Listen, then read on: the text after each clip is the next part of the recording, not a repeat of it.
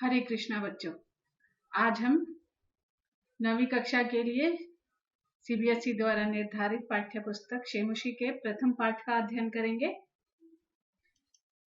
हमारा पहला पाठ है भारती वसंत गीति। यह पाठ आधुनिक संस्कृत कवि पंडित जानकी वल्लभ शास्त्री महोदय के काकली इस गीत संग्रह से लिया गया है।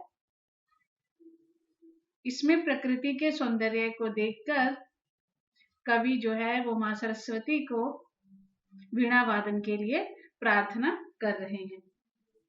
इस पाठ में प्रकृति का बहुत ही सुंदर वर्णन किया गया है। हम अपने पाठ का आरंभ करते हैं। पहला पद्यांश देखते हैं। निनादय नवीनाम अये वाणी वीणाम मृदुंगाय गीतिम ललित नीति लीनाम।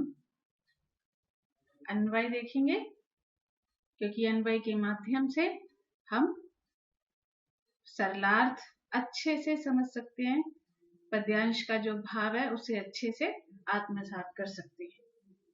अये वाणी नवीनाम वीणाम निनादय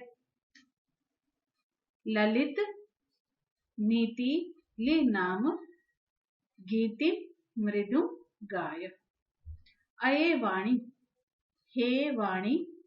यहाँ पर वाणी शब्द मां सरस्वती के लिए प्रयुक्त किया गया है, तो इसलिए अर्थ हुआ हे मां सरस्वती, नवीन वीणा को निनादय बजाओ, नवीन वीणा को बजाओ। यहाँ पर ध्यान दीजिएगा बेटा, नवीन वीणा का मतलब कोई नई वीणा नहीं लेनी है हमें। यहाँ पे नवीन वीणा का मतलब है कि एक नवीन गीत, एक नया गीत अपने वीणा के माध्यम से आप बजाइए। हे मां सरस्वती, नवीन वीणा को बजाओ, ललित सुंदर नीति नीतियों से, लीनाम परिपूर्ण गीतिम गीत का, मृदुम मधुर गाया गान करो। हे मां सरस्वती, नवीन वीणा को बजाओ, सुंदर नीतियों से परिपूर्ण गीत का मधुर गान करो। मधुर मंजरी पिंजरी भूतमाला, वसंते लसंती इह सरसा रसाला, कलापः ललित कोकिला काकलीनाम निनादय नवीनाम वीणाम। अन्वय देखेंगे। इह वसंते मधुर मंजरी पिंजरी भूतमाला, सरसा रसाला लसंती, ललित कोकिला काकलीनाम कलापः विलसंती। अये वाणी नवीनाम वीणाम निनादय। यह इस वसंते, वसंत ऋतु में मधुर मंजरी, मंजरियां कहते हैं बेटा आम के वृक्ष पर जो फूल आते हैं उन्हें मंजरी कहा जाता है और उनका रंग होता है पीला। तो इस वसंत में मधुर मंजरियों से पीले भूत हुए सरसा रस युक्त रसाला आम के वृक्षों का माला समूह लसंती सुंदर लग रहा है। इस वसंत में मधुर मंजरियों से पीले हुए सरस आम के वृक्षों के समूह सुंदर लग रहे हैं। मन ललित मनोहर काकली स्वर, मनोहर स्वर वाली कोकिला कोयलों के कलापा समूह विलसंती सुंदर लग रही है। मनोहर स्वर वाली कोयलों के समूह सुंदर लग रहे हैं, इसलिए अये वाणी, हे मां सरस्वती, नवीनाम वीणाम निनादय, नवीन वीणा को बजाओ। सरलार्थ एक बार देखते हैं।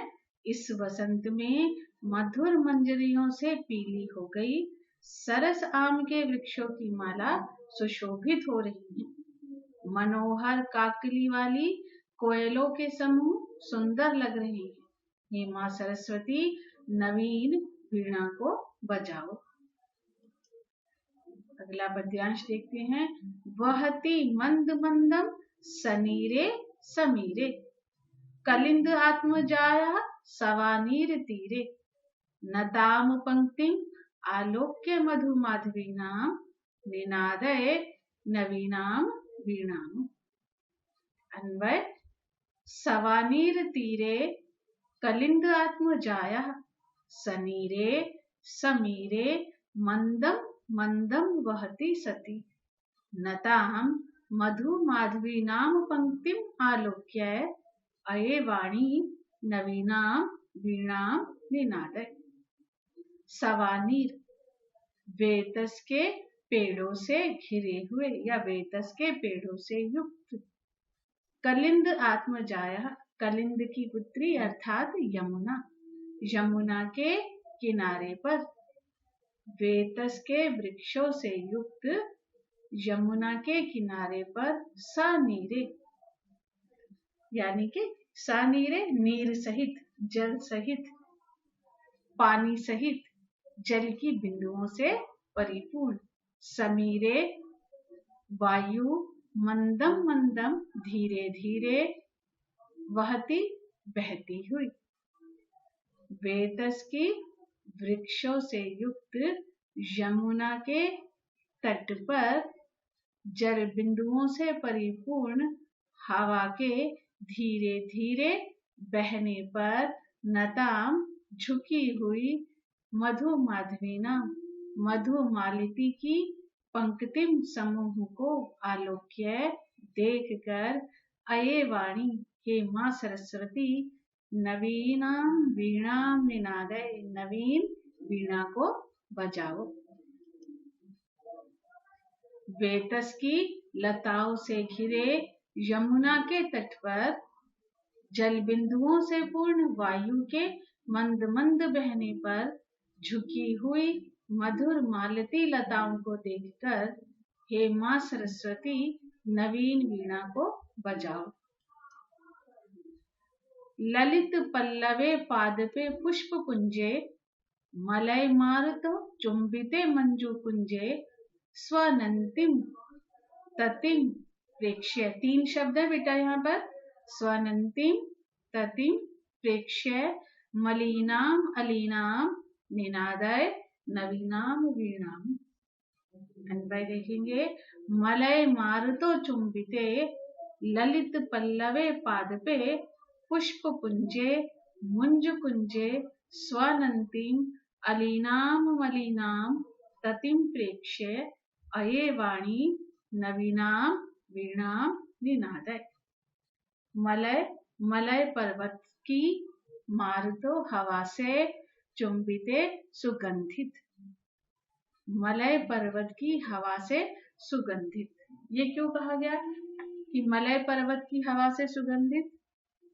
मलय पर्वत चंदन के वृक्षों से युक्त होते हैं, इसलिए मलय पर्वत की ओर से चलने वाली हवाएं चंदन के वृक्षों का स्पर्श करके आती हैं, इसलिए वो सुगंधित होती हैं। इसीलिए यहाँ पर मारुत चुंबित शब्द का प्रयोग किया गया है कि मलय पर्वत की हवाओं से सुगंधित ललित पल्लवे, नवीन पल्लवों वाले पादपे वृक्षों पर, पुष्प कुंजे पुष्पों के समूह पर, मुंज कुंजे लताओं के समूह पर, स्वनंतीम ध्वनि करते हुए,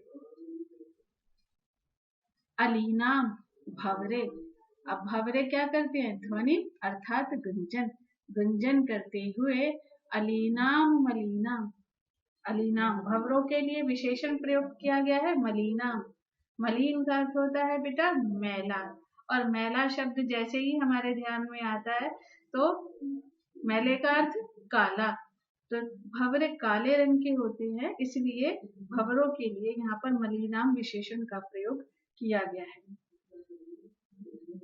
मलय पर्वत की हवाओं से सुगंधित नवीन पल्लवों पत्तों वाले वृक्षों पर, पुष्पों के समूह पर, लताओं के समूह पर, गुंजन करते हुए काले भंवरों के ततिम समूह को प्रेक्ष्य देखकर अये वाणी हे मां सरस्वती नवीन वीणा को बजाओ।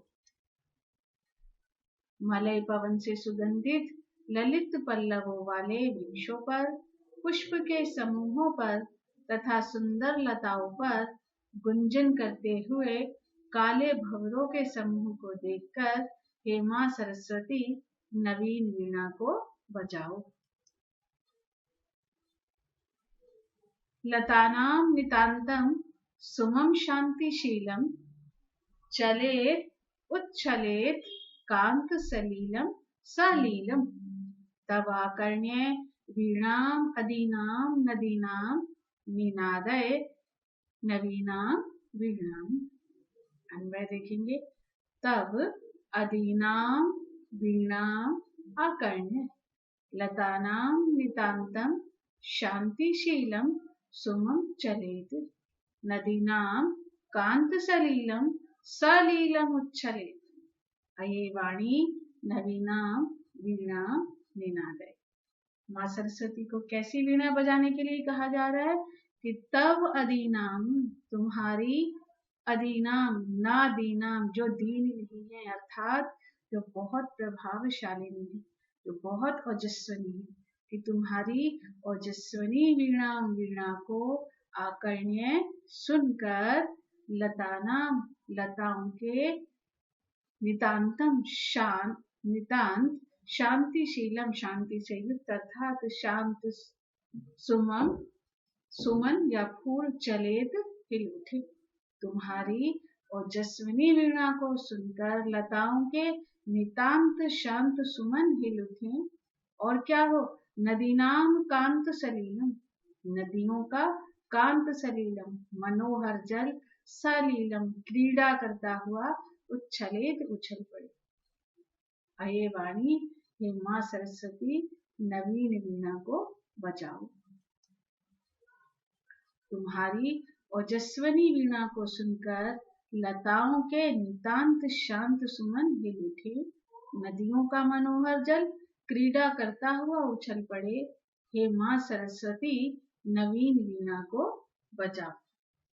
तो बच्चों बहुत ही सुंदर तरीके से इसमें माँ सरस्वती की वंदना की गई है, माँ सरस्वती से प्रार्थना की गई है। यह हमारा पाठ का सरलार था। अब हम पाठ का अभ्यास कार्य करेंगे। सभी बच्चे ध्यान से देखेंगे। हमारा पहला प्रश्न है, एक पदेन उत्तरत, एक शब्द में उत्तर दीजिए। बेटा हमेशा ये ध्यान रखिए कि जब भी एक शब्द में उत्तर देना है तो हमें अपने प्रश्नवाचक शब्द को पर बहुत ध्यान देना है कि हमारे प्रश्नवाचक शब्द में कौन सी विभक्ति है, कौन सा वचन है और कौन सा लिंग है। उसी आधार पर ही हमें प्रश्न का उत्तर देना है। कई बार क्या होता है बच्चे की विशेषण और विशेष्य का प्रयोग हमारे पाठ में कहीं कहीं पर होता है, जैसे अलीनाम मलीना। अब कई बार प्रश्न पूछा जाता है कि केशाम स्वनंतिम ततिम प्रेक्ष्य वीणा निनादय। अब जैसे ही केशाम देखा, बच्चे क्या करते हैं कि अलीनाम की जगह क्या प्रयोग कर देते हैं केशाम के स्थान पर मलीनाम, और वो उत्तर हमारा गलत हो जाता है क्योंकि वो अलीनाम का विशेषण है। उत्तर हमारा क्या होगा, अलीनाम। तो इन सब बहुत छोटी छोटी चीजें होती हैं बेटा, लेकिन इन चीजों का हमें ध्यान रखना है। हमारा पहला प्रश्न है, कवि काम संबोधयति। कवि किसका संबोधन कर रहे हैं, वाणी, काम वाणी। स्त्रीलिंग शब्द है, द्वितीय विभक्ति, तो वाणी में भी हम स्त्रीलिंग शब्द द्वितीय विभक्ति एक वचन का प्रयोग करेंगे। हमारा उत्तर हुआ वाणी। अगला प्रश्न है, कवि वाणी को यानी कि मां सरस्वती को क्या बजाने के लिए प्रार्थना कर रहे हैं। क्या बजाने के लिए, वीणाम, काम वीणाम। तीसरा प्रश्न, कीदृशीं वीणां निनादयितुं प्रार्थयति।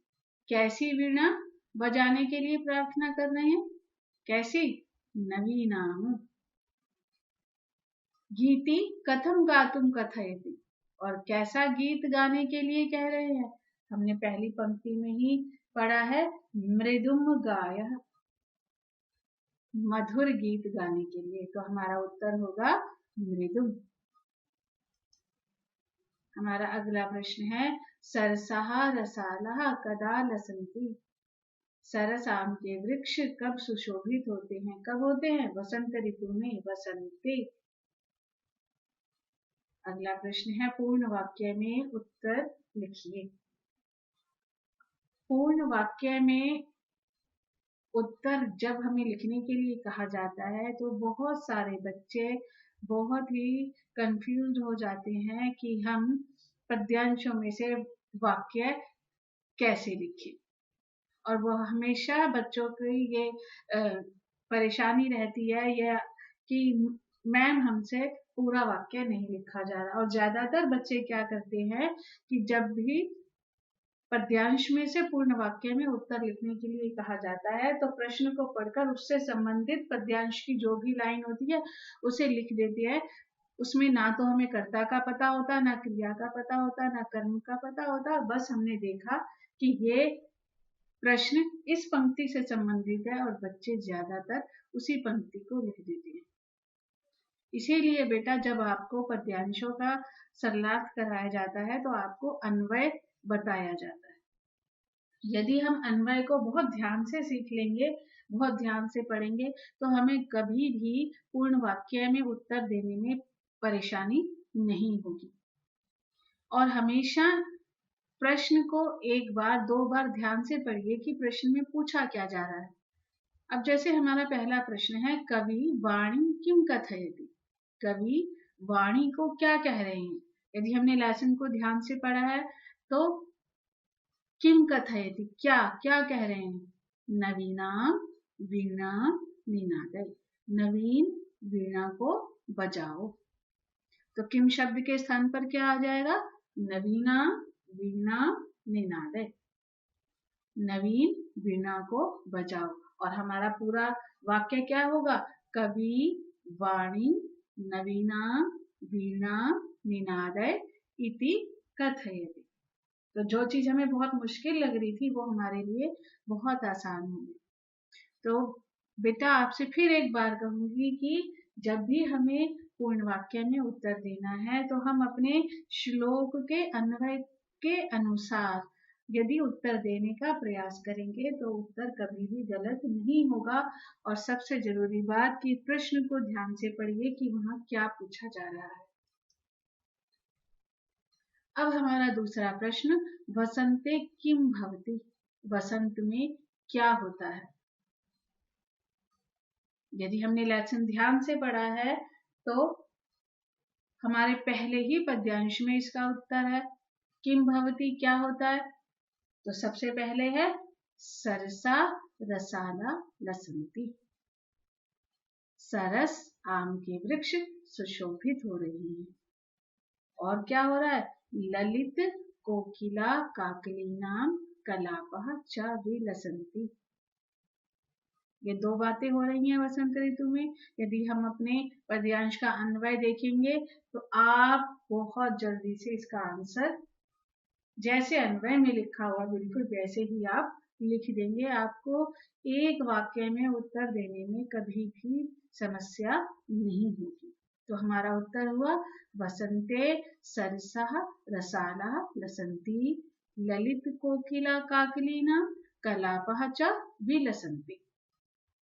अगला प्रश्न है, सलीलम तव वीणाम आकर्ण्य कथम उच्छले। पानी तुम्हारी वीणा को सुनकर कैसे उछल पड़े। कैसे उछल पड़े? हमने अंतिम पद्यांश में देखा, सलीलम क्रीड़ा करता हुआ उछल पड़े। यदि प्रश्न के अर्थ को अच्छे से समझा है, यदि प्रश्न हमें समझ में आ रहा है तो उत्तर देने में हमें समस्या नहीं होगी। कैसे कैसे उछल पड़ी? सलीलम क्रीड़ा करता हुआ। तो कथम शब्द के स्थान पर हमने किस शब्द का प्रयोग किया? सलीलम। सलीलम तब विराम आकर्ण्य सलीलम उच्चरे। हमने देखा कि वैसे तो हमसे कहा जा रहा है पूर्ण वाक्य में उत्तर दीजिए, लेकिन देखेंगे उत्तर में हमने कितने शब्द का इस्तेमाल किया? केवल एक, सलीलम। बाकी वैसे का वैसा ही है। ठीक है बच्चे, अगला प्रश्न देखते हैं। कवि भगवती भारती कस्या नद्या तटे मधु माधवी नाम नताम पंक्तिम अवलोक्य वीणाम वादयितुम कथयति। कवि भगवती भारती माँ सरस्वती को किस नदी के किनारे पर मधु मालतियों की झुकी हुई समूह को देखकर वीणा बजाने के लिए कह रही हैं? प्रश्न कितना बड़ा है, बच्चे घबरा जाते हैं, इतना बड़ा प्रश्न, पता नहीं आंसर कितना, उत्तर कितना बड़ा होगा। लेकिन यदि हम ध्यान से देखें तो क्या पूछा जा रहा है? कस्या नद्या तटे, किस नदी के तट पर? तो कौन सी नदी है? यमुनाया। कस्या किम सर्वनाम शब्द, स्त्रीलिंग शब्द, षष्ठी विभक्ति एक वचन। उत्तर में आया लता शब्द की तरह रूप चलेंगे, यमुनाया षष्ठी विभक्ति एक वचन।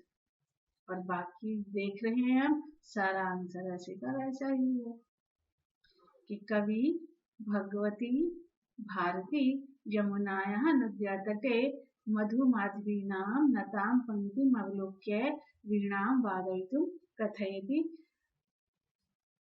क्षमा कीजिएगा बेटा, इसमें अंत में प्रश्नवाचक चिन्ह का प्रयोग हो गया है गलती से, यहाँ पर प्रश्नवाचक चिन्ह का प्रयोग नहीं होगा। आगे बढ़ते हैं। क स्तंभ में का स्तंभे पदानि खा स्तंभे तेषां पर्याय पदानि दत्तानि तानि चित्वा पदानां समक्षे लिखत। का स्तंभ में शब्द दिए हुए हैं, खा स्तंभ में उनके पर्याय शब्द दिए हुए हैं, उनको चुनकर शब्दों के सामने लिखिए। का स्तंभ सरस्वती आम्रम पवनः तटे भ्रमराणाम्। खा स्तंभ तीरे अलीना समीरः वाणी रसाला। अब सरस्वती के लिए क्या शब्द है? वाणी। आम्रम रसालः, पवनः समीरः, तटे तीरे और भ्रमराणाम अलीना। यदि हम अपने पाठ को बहुत ध्यान से पढ़ते हैं तो बच्चे अभ्यास कार्य करना हमारे लिए बहुत ही ज्यादा आसान होता है। और मैं चाहूंगी कि आप इस वीडियो को भी बहुत ध्यान से देखें और एक एक शब्द का अर्थ जो है वो समझें। हमारा अगला प्रश्न है, नीच अधोलिखितानि पदानि प्रयुज्य संस्कृत भाषाया वाक्य रचना करो। नीचे लिखे हुए शब्दों का प्रयोग करके संस्कृत भाषा के द्वारा वाक्यों की रचना कीजिए। जब भी वाक्य रचना करनी हो, वाक्य बहुत छोटे छोटे बनाएं ताकि व्याकरण की दृष्टि से गलती होने की जो चांसेस हैं वो हमारे पास बहुत कम हो। तो हमारे पास शब्द थे निनादय, मंद मंदम, मारुतः, सलीलम, सुमनः, और हमने उनके बहुत छोटे छोटे वाक्य बनाए हैं जिससे आपको समझने में आसानी रहेगी। हमारा अंतिम प्रश्न है, अधोलिखित पदानां विलोम पदानि लिखत। नीचे लिखे हुए शब्दों के विलोम शब्द लिखिए। ये विलोम शब्द हमें अपनी पाठ में से ही चुनकर लिखने हैं। कठोरम, पहले ही लाइन में पंक्ति में ये शब्द आया है। मृदुम, कटु, मधुर, मधुर माधवीना, शीघ्रम, मंद मंदम, प्राचीनम, नवीनम, नीरसः, सरसः। तो बेटा ये हमारा पाठ था और पाठ का अभ्यास कार्य। मुझे उम्मीद है बेटा कि आपको बहुत अच्छे से ये सब समझ में आया होगा। और यदि आपको बहुत अच्छा लगा है, यदि आपको लगता है कि हाँ मैंने अच्छे से पढ़ाया है, अच्छे से समझाया है, तो आप इस चैनल को जरूर लाइक करें, सब्सक्राइब करें और दूसरे बच्चों के साथ भी शेयर करें ताकि वो भी इसका लाभ उठा सकें। अगली कक्षा में फिर से मिलते हैं एक नए पाठ के साथ। तब तक के लिए धन्यवाद। हरे कृष्ण।